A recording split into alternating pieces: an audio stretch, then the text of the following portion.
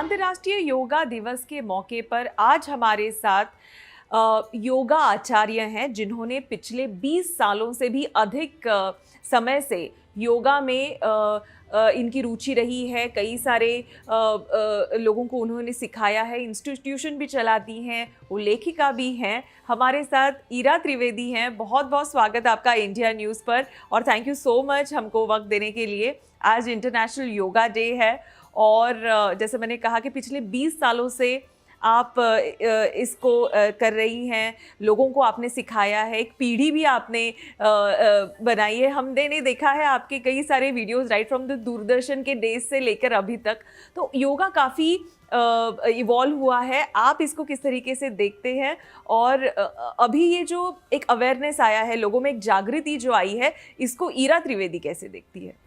देखिए, मैं तो बहुत बहुत खुश हूँ और मैं बोलती हूँ ये मोदी जी और जो हमारा गवर्नमेंट है, जो इन लोगों ने सब जितने एफर्ट्स लगाए हैं, ये बहुत आज हम लोग इसके सब बेनिफिट्स रीप कर रहे हैं। और इंडिया में ही भी नहीं, पूरे दुनिया में जो मैं ट्रैवल करती हूँ और लोगों को सिखाती हूँ, मैंने देखा कि वहाँ भी योग की इतनी ज़्यादा अवेयरनेस हो चुकी है। और ये इंटरनेशनल योगा डे है, हम लोग तो सेलिब्रेट यहाँ पे करते ही हैं, पर अक्रॉस द वर्ल्ड ये सेलिब्रेट होता है। न्यूयॉर्क के टाइम्स स्क्वायर के लेते, स्विट्ज़रलैंड में, मीनिंग अफ्रीका में, आप जहाँ सोचो वहाँ पे लोग योगा डे सेलिब्रेट कर रहे हैं। तो मैं तो बहुत खुश हूँ एंड अगेन आई फील कि ये हमारे मोदी जी और हमारे जो गवर्नमेंट हैं उनके एफर्ट्स से आज ये योगा की अवेयरनेस देश विदेश में हुई है। ये लेकिन हम देख रहे हैं कि पिछले कुछ सालों में स्ट्रेस और एंजाइटी ये जो लोग काफ़ी फेस कर रहे हैं, एक फेज़ आती है कुछ लोगों के लाइफ में, खास करके युवाओं के लाइफ में। तो स्ट्रेस को और एंजाइटी को कंट्रोल करने के लिए, नियंत्रण में रखने के लिए ऐसे कौन से योगासन हैं जो आप सजेस्ट करती हैं और हमारे दर्शकों के लिए भी दिखा सकती हैं? योगा तो मेरा पूरा फेवरेट है, पर योगा में एक चीज़ मेरी बहुत ज़्यादा फेवरेट है, वो है प्राणायाम।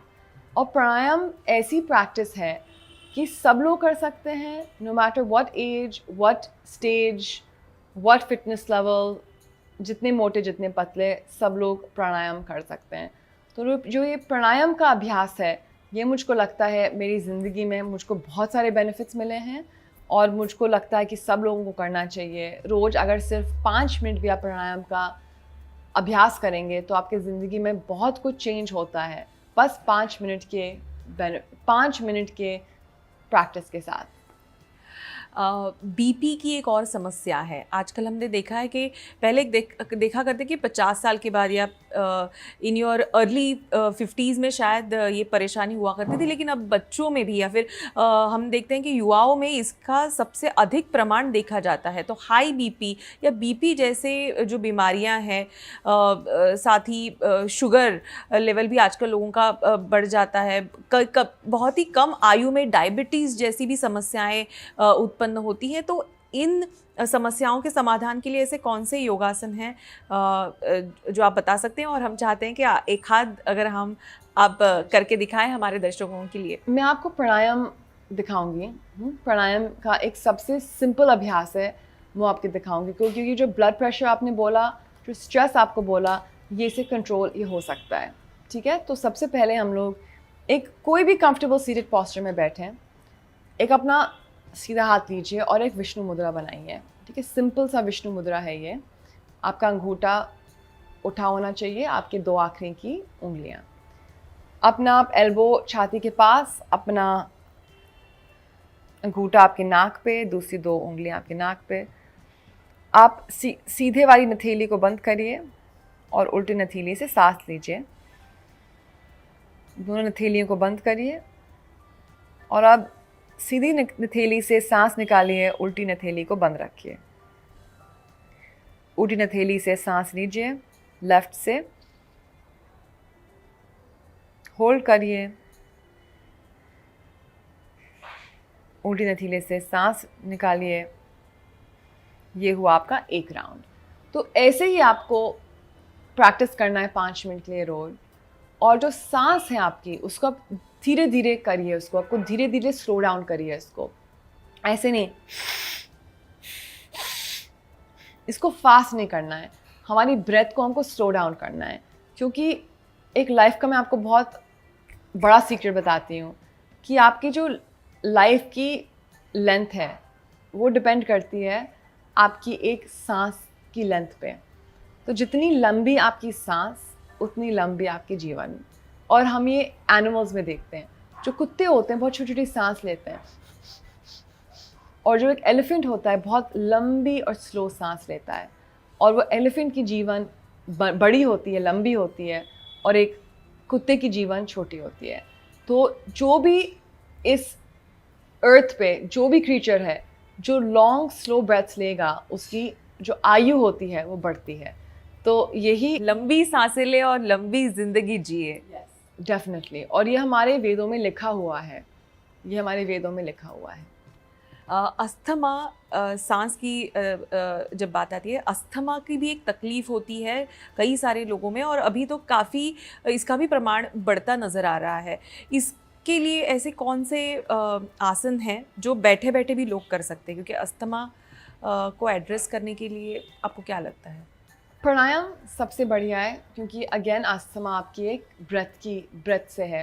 तो मैं आपको एक दूसरा प्राणायाम बताऊंगी, कपालभाति, जो आपको एक अच्छे से ब्रेथ सिखाएगा, क्योंकि हमारे यहाँ पे एक डायफ्राम है, और ये डायफ्राम एक बहुत इंपॉर्टेंट हमारा ब्रीदिंग मसल है, और इसको काफ़ी लोग यूज़ नहीं करते हैं। ख़ास तौर जो अस्थमा जिनको है वो लोग काफ़ी तो उनकी शैलो ब्रीदिंग होती है। तो जब अपनी ब्रेथ को वो ज़्यादा डीप करें, अपने रेस्पिरेटरी मसल्स को अच्छे से यूज़ करें, तो हम लोग ये देखते हैं कि उनकी ब्रीदिंग मसल्स बेटर होती हैं, अस्थमा कम होता है। कपालभाति टेक्निकली एक क्रिया है, पर ये इतनी अच्छी क्रिया है कि हम लोग इसको प्राणायाम जैसे मानते हैं। तो बस एक कंफर्टेबल सीटेड पॉस्चर लीजिए, अपना एक हाथ आप अपने पेट में रख सकते हैं, और अपने एक हाथ आप अपने नोज़ के नीचे रखिए, और आप यहाँ पे ब्लो करिए, जैसे ज़ोर से, फिर से, और आप ये महसूस करेंगे जब ब्लो आउट करते हो तो जो इनहेलेशन होता है वो ऑटोमेटिक होता है। तो हमको ब्लो आउट करना है,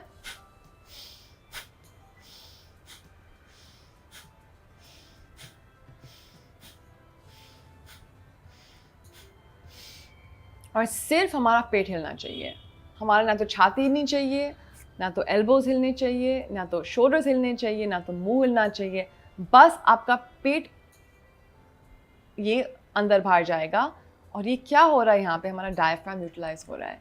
तो ये एक बहुत ही सुंदर क्रिया है कपालभाति का। आप अगर अबाउट 50 to 60 पंपिंग्स रोज करें, और उसको आप धीरे धीरे बढ़ाएं, तो आप ऐसे 3 राउंड कर सकते हैं कि पंपिंग करिए 1 मिनट के लिए, फिर रेस्ट करिए 30 सेकेंड्स के लिए, फिर से 1 मिनट के लिए करिए, फिर से रेस्ट करिए, फिर से एक बार करिए। तो ऐसे आप 3 राउंड कर सकते हैं। कपालभाति क्रिया बहुत ही अच्छी क्रिया है, और ये आपके रेस्पिरेटरी मसल्स को स्ट्रॉन्ग करेगा। मुझको तो ये लगता है कि इस इंटरनेशनल योगा डे सबको एक संकल्प लेना चाहिए कि अपनी ज़िंदगी में थोड़ा सा प्राणायाम तो करें कि करें। योग आसना सब लोग नहीं कर सकते हैं, क्योंकि उनको कोई पीड़ा है, कोई उनकी एज हो गई हो। कभी कभी बोलते हैं लोग कि डॉक्टर ने मना किया है, वो बिल्कुल ठीक है, पर प्राणायाम करने से कोई डॉक्टर आपको मना नहीं करेगा।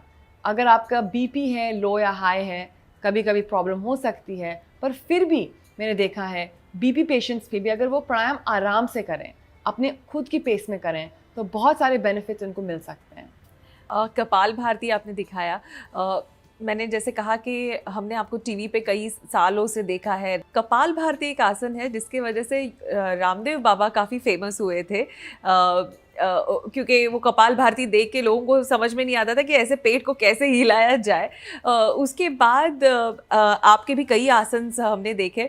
क्या आपको भी कभी ऐसे क्रिटिसाइज किया गया है कि यू नो वाइल शोइंग, या फिर आप जब आसन दिखाते हो उसमें आपका अटायर ऑल्सो, ये कभी इस पर कहा गया है? अब कभी कभी पहले लोग बोलते थे कि आपका स्लीवलेस क्यों पहने हो आप, या ऐसे क्यों पहने हो। तो मैं तो बोलती थी कि देखिए बाबा रामदेव तो लंगोट में कर रहे हैं, उनको कुछ नहीं बोलते, और आप मुझको बोल रहे हो कि आपने स्लीवलेस पहना है। बट एक्चुअली योग में क्या है कि ट्रेडिशनली हम लोग योग बाहर करते हैं और सुबह करते हैं, और उसमें क्या है कि विटामिन डी का जो जनरेशन है बॉडी में, जो मॉर्निंग रेज मिलती हैं वो बहुत ज़्यादा बेनिफिशियल हैं। So it should directly reach to your skin. It should reach your skin, you know. और सबसे important है आपका ये एरिया, आपका सोलर प्लेक्सस, आपका स्पाइन, आपका बैक और आपके फोर आर्म्स। आपके जो यहाँ के जो फोर आर्म्स होते हैं ये सोलर प्लेक्सस और स्पाइन, और ये होती हैं areas for vitamin D generation. तो इसलिए जैसे साड़ी पहनी जाती है, साड़ी में ब्लाउज जो होता है छोटा होता है, क्योंकि वो ब्लाउज वो नहीं कि बॉडी एक्सपोज हो रही है उसमें, ये बॉडी एक्सपोज हो रही है क्योंकि उसका एक रीज़न है, because of the sun exposure. वो सन जो है आपको वो बॉडी पार्ट्स में जो आपकी रीढ़ की हड्डी है, आपका सोलर प्लेक्सस है, यहाँ जब सन की रेज आती हैं तो आपको बहुत फ़ायदा करेंगी। तो इसलिए मुझको लगता है कि योग का जो अटायर होता है वो एक, आप कुछ भी पहन के योग कर सकते हो as long as it's comfortable, but थोड़ा सा आपका बॉडी का एक्सपोजर अगर होगा सन पे, स्पेशली मॉर्निंग सन है, तो उसके आपके इंटरनल बेनिफिट्स भी बहुत आएंगे। आजकल की जो लाइफ है, फास्ट फूड ऐसा हो गया है कि मान लो अनअवॉइडेबल हो गया है। ख़ास करके हर वक्त हम देखते हैं कि हर किसी को दफ्तर जाते समय अपना टिफ़िन लेकर जाना हमेशा पॉसिबल नहीं होता है, और कभी ना कभी हम बाहर भी जाते हैं तो जंक फूड आ ही जाता है। तो ऐसे में जंक फूड से हमने देखा है कि जनरेशन में कुछ डिजीज़ अपने आप डेवलप हो रहे हैं। तो इसको रोकने के लिए अगर आप जंक फूड खा भी रहे हैं, कभी चीट डे कर भी रहे हैं, तो कौन से योगासन करने चाहिए जिसकी वजह से आपका इंटेस्टाइन हो या फिर पाचन शक्ति हो आपकी, वो बढ़ सकती है? ऐसे कौन से आसन हैं जो आप हमारे दर्शकों को दिखा सकते हैं? पाचन शक्ति आपकी अगर स्ट्रॉन्ग है, अगर आपकी अग्नि डाइजेस्टिव फायर अगर स्ट्रॉन्ग है, तो आप किसी चीज़ को भी आप डाइजेस्ट हजम कर सकते हैं। वो तो मैं आपको बता देती हूँ। और आजकल जंक फूड भी नहीं, जो हम खाना भी खा रहे हैं, हमको ये नहीं मालूम कि शुगर कौन से फ्रूट्स में इंजेक्ट हुआ है, हमारी सब्जियां में क्या टॉक्सिन्स हैं, हमारी जो गेहूं आ रहा है वो कहाँ से आ रहा है, कैसे ग्रो हुआ है। तो एक मजबूत पाचन शक्ति तो सबको ही चाहिए, एक बहुत अच्छी अग्नि। तो इसके लिए सूर्य नमस्कार मैं बोलूँगी सब लोग करें। सूर्य नमस्कार एक बहुत इंपॉर्टेंट योग की प्रैक्टिस है। अगर आप सुबह उठ के 10 मिनट भी सूर्य नमस्कार कर लें तो आपकी एक मेटाबॉलिक फायर, आपकी एक अग्नि वो किक स्टार्ट हो जाएगी। दूसरा एक आपको मैं सिंपल सा आसन दिखाऊंगी, इसको हम बोलते हैं नौक आसन। ये आपके कोर के लिए है, और अगर आपका कोर स्ट्रॉन्ग हो जाए, तो आप किसी चीज़ को भी डाइजेस्ट करोगे, आप बैक पेन से भी आप सेफ रहोगे। तो मैं आपको ये दिखा देती हूँ, इसके 2-3 वेरिएशंस मैं आपको दिखाऊंगी। एक बहुत सिंपल जो सब लोग कर सकते हैं, और एक इंटरमीडिएट और एक एडवांस्ड। और आप इस कोर की जो एक्सरसाइज है ये नौक आसन, आप धीरे धीरे इसकी आप अपने इसमें समय बढ़ाएं। आसन में जो आप एक ठहरते हैं उसका समय बताएं और आपके बेनिफिट्स आएंगे। तो सबसे पहले एक बिल्कुल सिंपल, आपको बस क्या करना है कि बस सिंपली आपको अपने पैर ऐसे उठाना है बस, और आप इतना भी उठा पाओगे तो ये भी आपके यहाँ जो कोर स्ट्रेंथ है वो स्ट्रॉन्ग कर रहा है। और फिर आप धीरे से पैर और ऊपर ले आएँ और फाइनली आप एडवांस स्टेज पे आ जाएं। और यहाँ पे आप होल्ड करिए और लंबी गहरी सांस लीजिए, और यहाँ से आपका कोर मसल बहुत ही अच्छे से स्ट्रॉन्ग होगा और आप नीचे आ सकते हैं। तो ये क्या करता है कि आपकी डाइजेस्टिव फायर को स्ट्रॉन्ग बढ़ाएगा। बहुत ही इम्पोर्टेंट आसन है, और मुझको लगता है कि भारत में ख़ास तौर हमारे पेट निकल आते हैं क्योंकि हम लोग बहुत ज़्यादा कार्बोहाइड्रेट्स खाते हैं। तो यहाँ तो ज़रूरत सबको है कि अपने कोर को स्ट्रॉन्ग रखें, नौक आसन को रोज करें और अपनी पाचन शक्ति बढ़ाएं। निद्रा, ये मुझे लगता है कि निद्रा नाश, कई लोगों को इसकी समस्या काफ़ी होती है। उसके लिए कुछ लोग दवाइयाँ भी लेती हैं जिसका साइड इफ़ेक्ट काफ़ी मात्रा पर होता है। तो ऐसे कौन से आसन हैं जिसके वजह से निद्रा नाश को हम रोक लगा सकते हैं, निद्रा अच्छी आ सकती है? निद्रा नाश के लिए योग निद्रा, योगिक स्लीप में होता है योग निद्रा। एक बहुत ही सुंदर तांत्रिक योग का प्रैक्टिस है। इसमें क्या होता है कि आप अपने बॉडी को छोटे समय में आप लंबा रेस्ट दे सकते हो। तो यहाँ पे हमारा टाइम बचता है, और आप जो संकल्प बनाते हो उसमें आप अगर संकल्प बनाओगे कि मैं सो रही हूँ, मेरी नींद बहुत अच्छी है, तो वो आप अपने आप को आप डेफिनेटली ये स्लीप का जो इंसोम्निया का प्रॉब्लम है वो आप दूर कर सकते हो। तो योग निद्रा एक बहुत ही अच्छा टूल है, इम्पोर्टेंट टूल है। बच्चों से लेके बुज़ुर्ग पे ये बहुत अच्छे से काम करता है। मेमोरी योगा एक नया फॉर्म सामने आया है बच्चों में पढ़ाई और बढ़ाने के लिए। आपको क्या लगता है कि कौन से मेमोरी योगा है जो आप कर सकते हो, और हाउ यू सी कि ये जो नया फॉर्मेट निकल कर आया है मेमोरी योगा का, ये कितना बेहतरीन है ऐसा आपको लगता है? मुझको तो लगता है कि सब योग बेहतरीन है, और योग की एक बहुत ख़ास बात है कि कितना फ्लेक्सिबल है और कितना ये इवॉल्व कर चुका है। किड्स योगा से लेके विन्यासा अष्टांगा योगा, जो लोग थोड़ा सा ज़्यादा फिजिकल फिटनेस जिनको ज़रूरत है, आयंगर योगा जो ज़्यादा थेरेप्यूटिक है, अब बहुत अच्छे अच्छे किस्म के योग जो डेवलप हुए हैं और उनका बेस जो है अपने ट्रेडिशन में ही है। तो मुझको लगता है कि सब जो नए नए फॉर्म्स ऑफ योगा जो हैं, फेस योगा से लेके मेमोरी योगा, सब बहुत अच्छे हैं, और जो भी योग आपके लिए सही है आप उसको करिए, क्योंकि योग भी ऐसा नहीं है कि वन साइज़ फिट ऑल, इतना योग है नहीं। तो मुझको लगता है कि कस्टमाइजेशन जो हो रहा है वो बहुत अच्छी चीज़ है। फेस योगा, एक जाते जाते मैं आपसे पूछना चाहूँगी कि आपकी जो ग्लोइंग स्किन है, और आप लोगों को भी ये ग्लोइंग स्किन देना चाहती है, कई सारे आपके वीडियोस हैं फेशियल योगा को लेकर, ऐसे कौन से बेसिक स्टेप्स हैं जो हर महिला को करने चाहिए, हर किसी को करने चाहिए, ऐसा आपको लगता है कि जो जिससे आपकी स्किन ग्लो करे और साथ ही स्ट्रेस फ्री भी लगे? मसाज, अपने फेशियल मसाज जो एक फेस योगा का हिस्सा है, ये बहुत ज़रूरी है, specially around the forehead and the under eyes. यहाँ पे बहुत सारी नर्व एंडिंग्स भी हैं और ये माइंडली भी रिलैक्सिंग है। तो बहुत सिंपली दो अगर हम अंगूठे यहाँ लें और 2 या 3 उंगलियाँ से, इसको हम बोलते हैं कपाल रंध्र धौती, ऐसे हम 2 या 3 मिनट से बस ऐसे करें तो हमारी जो लाइंस हैं फोरहेड की वो भी कम होती हैं, हमारे ब्रेन के लिए भी पॉजिटिव इफ़ेक्ट होता है और सर्कुलेशन भी फेस में बढ़ता है ऐसा। और as simple as just doing a facial massage under eye. So again यहाँ से सर्कुलेशन के लिए भी, मसाज भी, and once again just removing under eye के सर्कल्स के लिए भी बहुत अच्छा है। तो सिंपल ऐसी ही प्रैक्टिसेस हैं फेस योगा में। सुबह जब आप फेस पे क्रीम लगाते हो, just spending 2 to 3 extra minutes can give a lot of good benefits.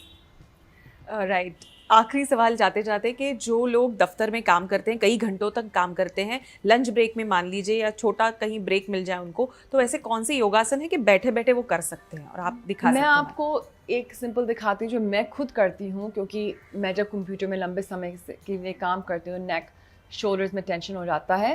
तो पहले आप शोल्डर रोल्स करिए, टेंशन थोड़ा सा हटाइए, वार्म अप करिए, फिर एक सिंपल सा गोमुख आसन, हाथ ऊपर लीजिए, दूसरा हाथ पीछे से और अपने उंगलियां को पीछे से पकड़िए, और बस अगर उंगलियां नहीं पकड़ सकते, जो भी आप जहाँ पे भी आप पहुँच पाएँ, और यहाँ पे लंबी गहरी सांस, छाती को खोलिए और अच्छे से यहाँ पे बस ब्रीथ करिए। और वही सेम दूसरे साइड पे हम लोग करेंगे।